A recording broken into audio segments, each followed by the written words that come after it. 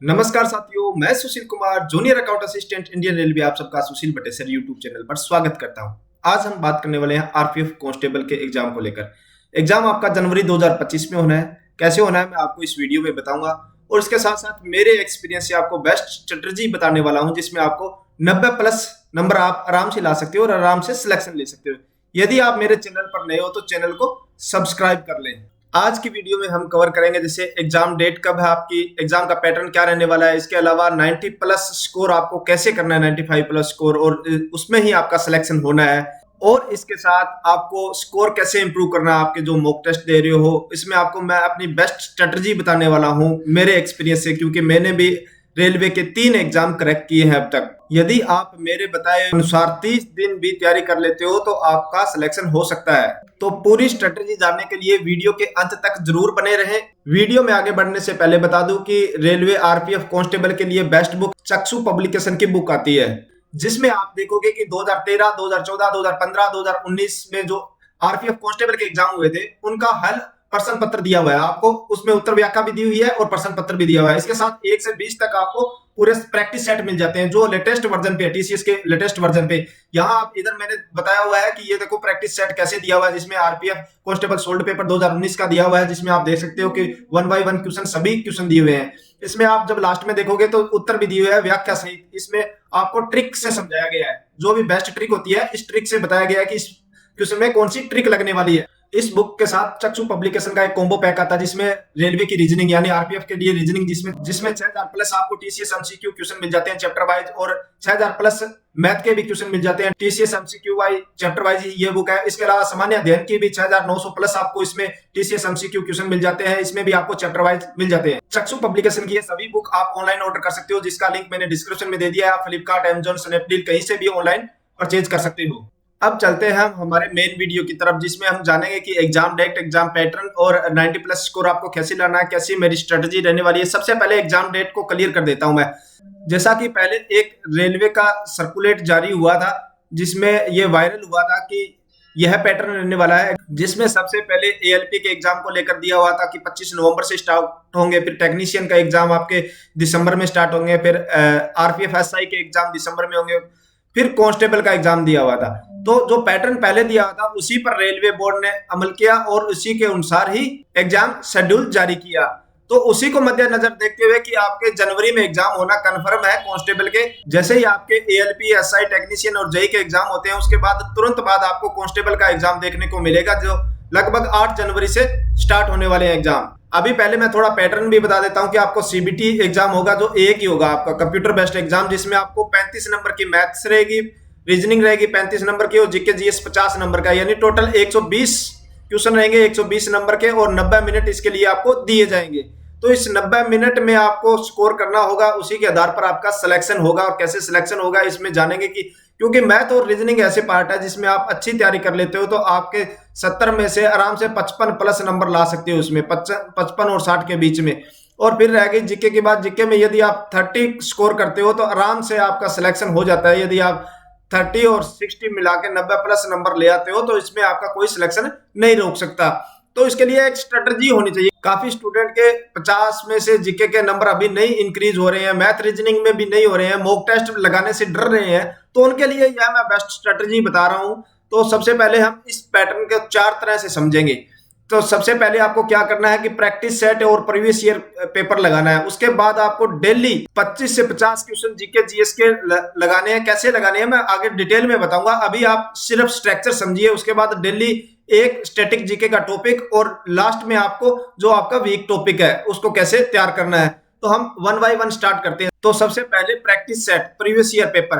तो इसके लिए आप ऑनलाइन या ऑफलाइन कैसे भी कर सकते हो। जैसे ऑफलाइन की बात करूं तो ऑफलाइन में जैसे आप चक्षु पब्लिकेशन की बुक हो गई, क्रेन पब्लिकेशन की या अदर पब्लिकेशन की, जो भी बुक आपको अच्छी लगती है, जिसकी लैंग्वेज अच्छी लगती है, आप उसे परचेज कर सकते हो।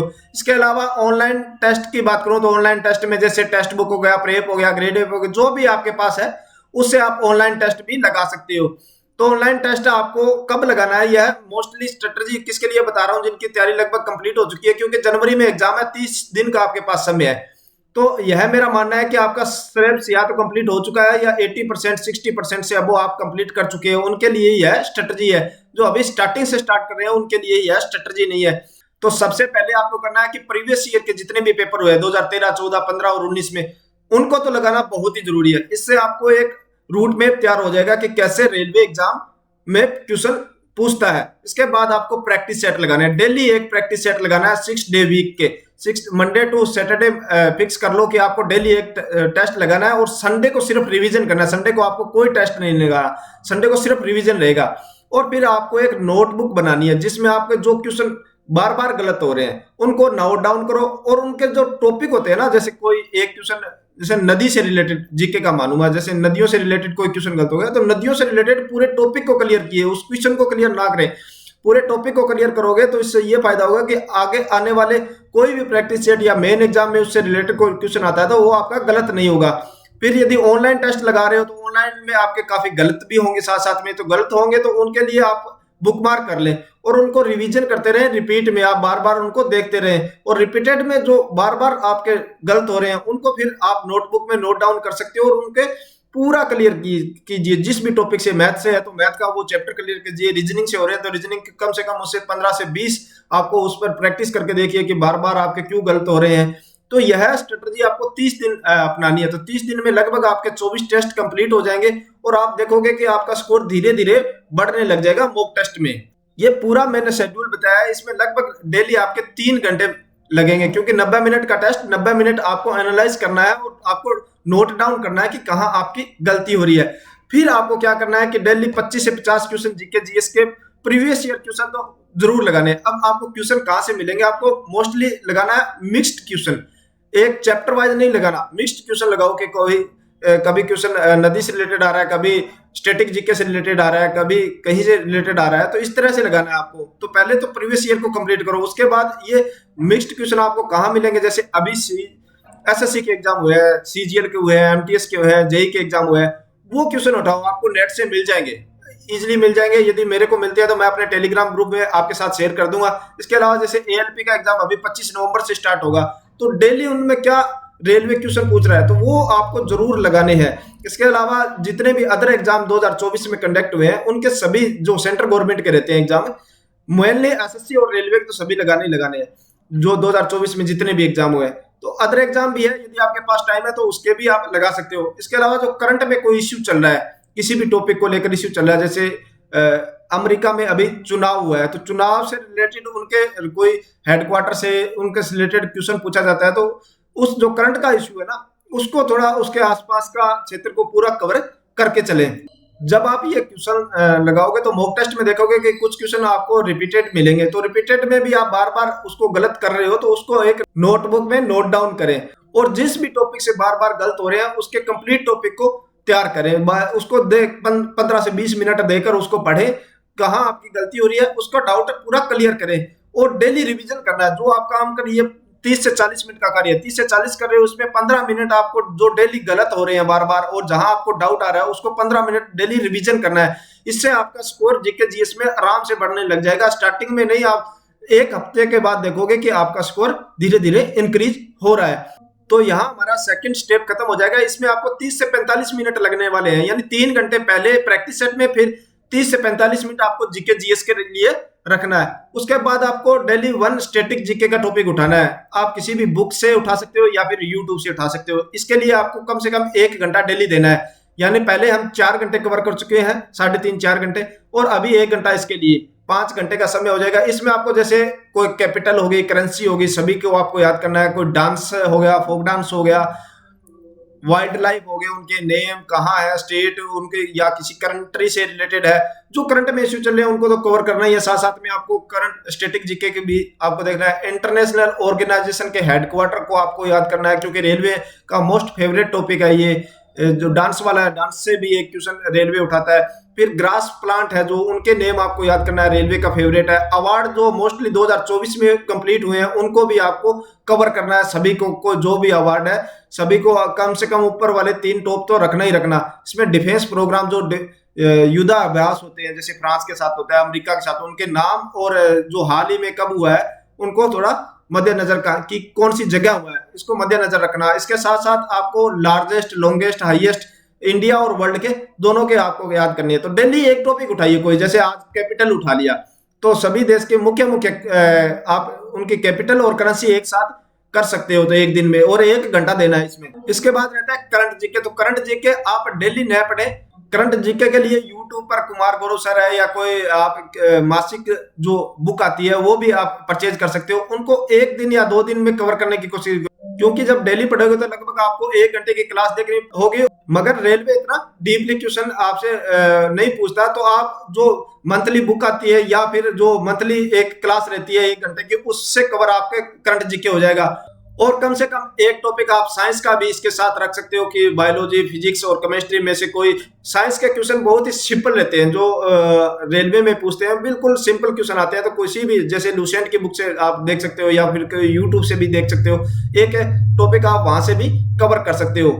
तो यहाँ पर आपका पूरा स्टैटिक जीके जो आपके लिए, ये आपको बार बार करना होगा। जैसे कंप्लीट हो जाता है फिर एक बार फिर कीजिए, फिर कंप्लीट हो जाता है एक बार फिर कीजिए, क्योंकि स्टैटिक जीके ऐसा है कि आप 10 दिन भी उससे दूर रहे तो आप भूल सकते हो। यदि आपने इसको 4 से 5 बार कर लिया तो फिर आपको लगभग 70 से 80% याद रहने लग जाएगा। आपको देखते ही याद आ जाएगा कि कहाँ गलती हो रही है और कहाँ से क्वेश्चन आ रहे हैं। और साथ साथ में आप प्रैक्टिस सेट लगा रहे हो तो उसमें भी आपको देखने को मिलेगा कि आपका जो तैयारी कर रहे हो उसका फायदा मिल रहा है या नहीं मिल रहा।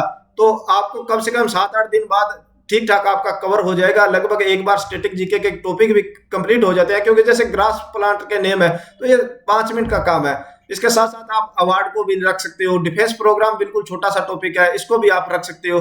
तो ये 7-8 दिन में स्टैटिक जीके के एक एक टॉपिक उठा के भी करोगे तो कंप्लीट हो जाता है। अब लास्ट हमारा रह जाता है कि रिवीजन कैसे करना है। जो आपके वीक टॉपिक है इसके लिए आपको डेली 1 घंटा देना होगा। जैसे मैथ के कोई चैप्टर आपका वीक है तो उसके लिए प्रैक्टिस में रखो, उसके फॉर्मूला लिखो, अपनी नोटबुक बनाओ, उसमें फॉर्मूला लिखो और कम से कम 5 से 7 क्वेश्चन उस पर जो प्रीवियस ईयर में आए उनको करके देखो। जैसे इसी तरह रीजनिंग की भी थोड़ी, यदि कोई आपका बार बार गलत हो रहा है, आपको समझ में नहीं आ रहा, किसी भी टीचर या बुक से आप समझ कर उसको प्रैक्टिस में ले। और जीके जीएस के लिए तो मैंने आपको बता दिया कि नोटबुक बनाइए और उसको डेली रिवीजन करोगे तभी जीके जीएस याद रहेगा, वरना आपको जीके जीएस याद नहीं रहने वाला। उसको डेली रिवीजन करना ही होगा। तो स्टार्टिंग में आपको मिक्स नहीं उठाना है किसी भी एक। जैसे आपको मैथ में कोई 2 या 3 चैप्टर कमजोर है तो आप उसका एक टॉपिक उठाइए, एक चैप्टर उठाइए और उसको कंप्लीट कीजिए। फिर रीजनिंग का, फिर जीके जीएस का। जब आपकी स्पीड अच्छी हो जाती है तो आप फिर मिक्स भी उठा सकते हो कि एक मैथ का कंप्लीट कर लिया, एक रीजनिंग का, एक जीके जीएस का। 30 दिन तक आपको इसी के साथ चलना है और आप देखोगे कि आपका धीरे धीरे स्कोर, जो आप अभी 60-70 पे अटके हो, 60-70 के आसपास हो, उसके बाद धीरे धीरे आप 80 से 90 के बीच में आपका स्कोर आने लग जाएगा। और धीरे धीरे जब आप मेन एग्जाम देने बैठोगे तो आराम से आप 90+ स्कोर कर पाओगे, यदि आप इस स्ट्रेटजी से अपनी तैयारी करते हो। क्योंकि 1 घंटा आपको यहाँ लगेगा, तो डेली 5 घंटे मैं ले रहा हूँ, उसके बाद भी आपके पास काफी टाइम बच जाता है आप अदर स्टडी के लिए। यदि 5 घंटे इसको आप फॉलो करते हो तो आपकी अच्छी खासी तैयारी हो सकती है। तो हमने आज की वीडियो में एग्जाम पैटर्न का भी जान लिया, एग्जाम डेट कब है वो भी जान लिया, और कैसे आपको 90+ स्कोर करना है वो मैंने आपको स्ट्रेटजी अच्छे से बता दी है मेरे एक्सपीरियंस से। क्योंकि जब मैंने तैयारी की थी तो इसी सेम पैटर्न पे मैं तैयारी करता था। क्योंकि जो अंतिम मंथ होता है यानी लास्ट के 30 दिन होते हैं वो बहुत ही महत्वपूर्ण रहता है हमारे लिए, उसमें हमें रिवीजन ही करना होता है। तो रिवीजन के लिए बेस्ट स्ट्रेटजी यही है कि आप 5 घंटे डेली इस तरह से रिवीजन करोगे तो आपका सिलेक्शन कोई नहीं रोक सकता है। फिर भी आपको कोई डाउट आते हैं तो आप मुझे कमेंट सेक्शन में कमेंट करके बता सकते हो। इसके अलावा आप मुझे टेलीग्राम या इंस्टाग्राम पर भी फॉलो कर सकते हो, जिसका लिंक मैंने डिस्क्रिप्शन में दे दिया है। वीडियो अच्छी लगी हो तो लाइक करें, दोस्तों के साथ शेयर करें। मिलते हैं नई जानकारी के साथ नई वीडियो में। धन्यवाद।